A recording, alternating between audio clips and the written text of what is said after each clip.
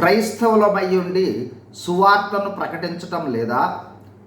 సువార్త అయిన యేసు ప్రభువును ఇతరులకు తెలుపుట లేదా?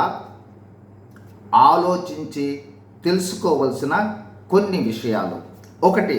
సువార్త ద్వారా మనము పొందుకున్న చెప్పశక్యము కాని ఆయన వరమైన క్రీస్తును ఇంకా తెలుసుకోవలసి ఉందని గ్రహించాలి. 2 కొరింథీ 9:15. 2. ఎంతో గొప్ప రక్షణ అయినా రక్షణను గూర్చి సరైన అవగాహన లేకపోవచ్చు. లూకాసు వార్త 2వ అధ్యాయము 29-32 3. రక్షణ ద్వారా మనము పొందుకున్న వివిధ శక్తుల్లో అంటే పరిశుద్ధాత్మ, ప్రార్థన, సహవాసము, విశ్వాసము, పునరుద్ధానం అనే శక్తులు మనకు అందుబాటులో ఉన్నాయని, అందులో సువార్త కూడా ఒక శక్తి అనే గ్రహింపు మనకు లేకపోవచ్చు. రోమా 1:16. 4. సువార్త ప్రకటన గ్రేట్ కమిషన్ అంటే గొప్ప ఆజ్ఞ అని, సువార్త ప్రకటన చేయకపోతే ఆజ్ఞాతిక్రమ పాపములో పడుచున్నామనే గ్రహింపు లేకపోవచ్చు. మార్కు సువార్త 16:15. 5. సువార్త ప్రకటన అంటే కేవలము యేసు ప్రభువును, యేసు ప్రభువు వారి మరణ, భూస్థాపన, పునరుద్ధానాల ప్రకటనయే అనే గ్రహింపు మనకు ఉండకపోవచ్చు. 1 కొరింథీ 15:1-4. 6.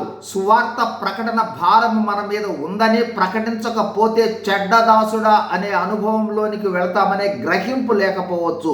లూకాసు వార్త 19వ అధ్యాయం 21-22. 7.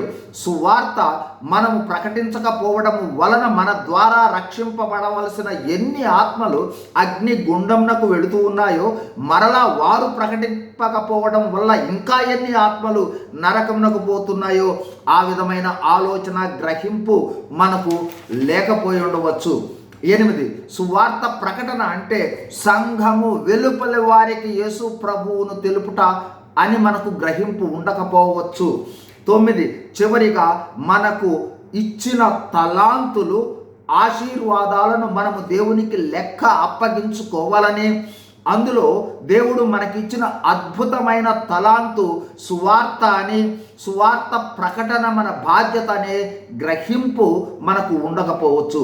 కావున ప్రియమైన యేసు ప్రభువు యొక్క శరీరమైన సంఘములోని అంగముగా ఉన్న క్రైస్తవులారా, యేసు ప్రభు వారి భాగములో, యేసు ప్రభు వారి శరీరములో భాగంగా మనము యేసు ప్రభువారు సువార్త ప్రకటించిన విధంగా ప్రకటించడం మన బాధ్యత, భారము, గొప్ప ఆజ్ఞ. సువార్తను ప్రకటిద్దాం, పరలోకాన్ని నింపుదాం. God bless.